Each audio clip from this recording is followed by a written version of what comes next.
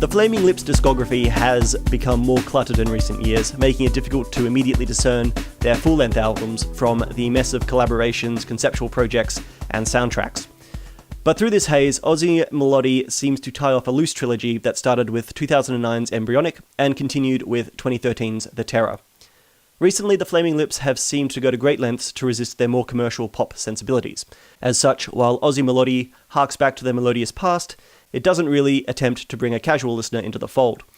It's the yang to the Terror's dark and distorted yin, with pulsing, glistening synthesizers creating a brilliant utopian sound world for the new Flaming Lips material, built on the back of past songs such as Do You Realize and Vein of Stars.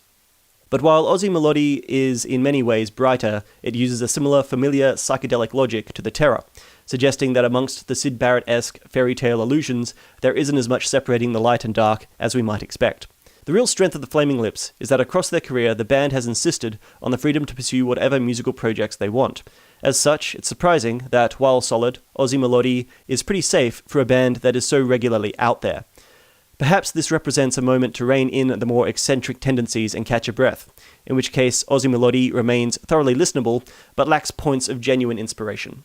I quite enjoyed it, honestly. I thought that it was the right amount of whimsical. I noticed that there is an extended duet with Miley Cyrus, which threw me for a loop. Well, you might want to check out Miley Cyrus and Her Dead Pets, which was a full Flaming Lips Miley Cyrus experience. I did. I actually did check it out after I realized that it was Miley. I listened to a little bit of it.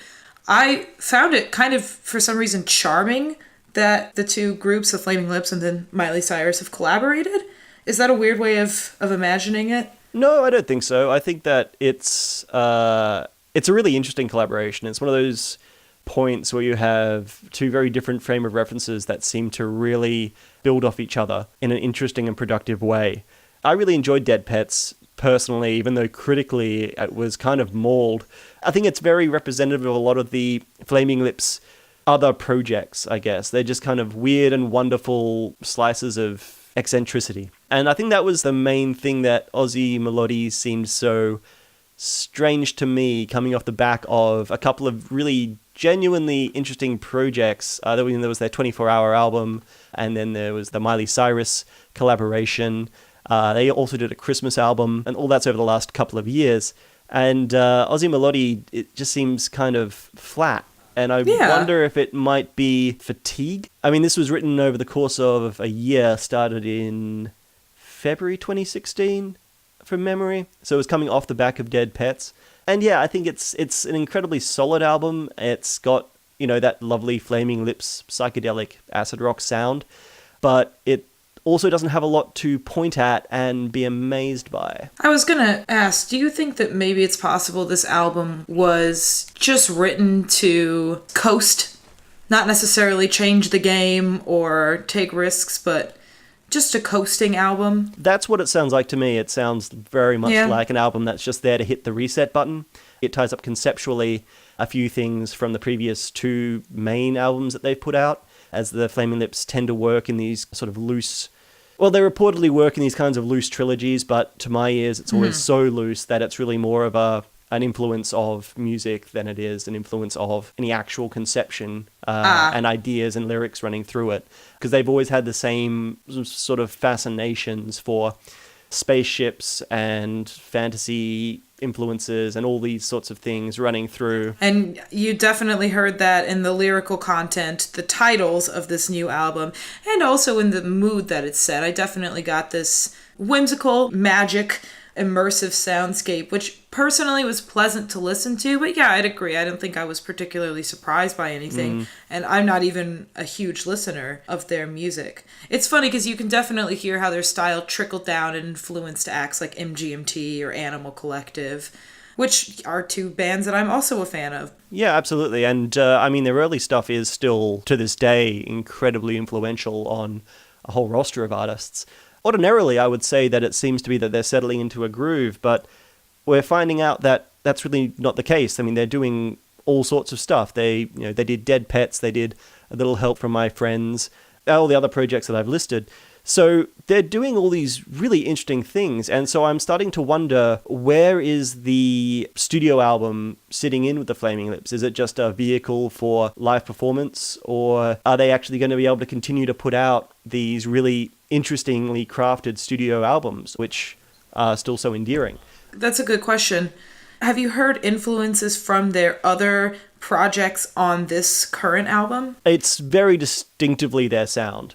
There's no getting around that. The Flaming Lips sound like nothing else, and that sound is here. But the biggest difference is that there's more depth to the sound, and there's a little bit less of that sort of catchy melody running through it. And there also isn't the acid-infused guitar rock that was on their early albums and saw a return to with Embryonic in 2009. It's very much an extension of The Terror, I think. I think the two albums sit side by side quite nicely. And it's an interesting listen. It's a really enjoyable listen. But yeah, I don't think it has a lot new to say. I'm interested, as a new listener, did you find that this was accessible? Did you gravitate towards this, or did you find it alienating? No, I wasn't alienated at all. In fact, I really enjoyed While Hunting for Wizards and Fairies at Night. What was it called? One Night While Hunting for Fairies and Witches and Wizards to Kill. What a mouthful.